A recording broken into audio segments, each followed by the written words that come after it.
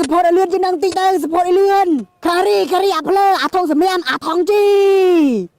ហើយនិយាយច្រើនមែនអានៅទីហើយម៉ែឲ្យនិយាយមែនណាពិតប្រកបឲ្យសៀមកពីលេងដល់ដៃសៀឲ្យសៀកុំធ្វើឲ្យកូនខ្ញុំនេះគីណាសៀអូខេផែនការងាយៗណាចាំស្ដាប់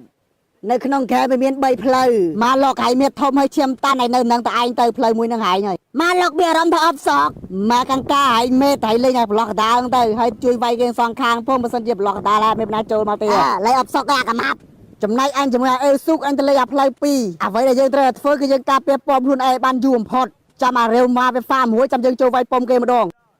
យល់នៅអាពួកធីមផ្លេបាត់តញ្ញាអស់ហើយអាខ្លាចរត់បាត់អស់ហើយមើលទៅអូខេពួកឲ្យព្រមពេលណាប្រាប់មកអញ្ចឹងចូលទៅចាំស្អីទៀតហើយអាមកអង្កាយមកធ្វើអីកន្លែងហ្នឹងអាមកលោកឲ្យមកដែរ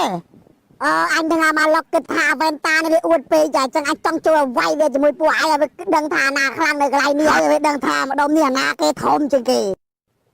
មើលទៅដូចទឹកដោះគោដាច់ស្តោបទៅបានពួកឯងរត់ទៅបាល់ដោះម៉ែឯងវិញអញស្គិញចុយម៉ាយហើយពំពួកឯងទៅយាមគេវាយធ្លុះដល់ផ្ទះហើយចឹងហើយវាគ្រាន់ជាការលះបង់ដែលចាំបាច់តែប៉ុណ្ណោះ Lucky ពុកបៅអើយ Lucky យឺតខ្លាំងណាស់យកមិនដែរមកនៅពីខ្លួនអត់សម្លាញ់ចាត់គេដឹងថាយើងនៅកន្លែងអាយសោយហើយ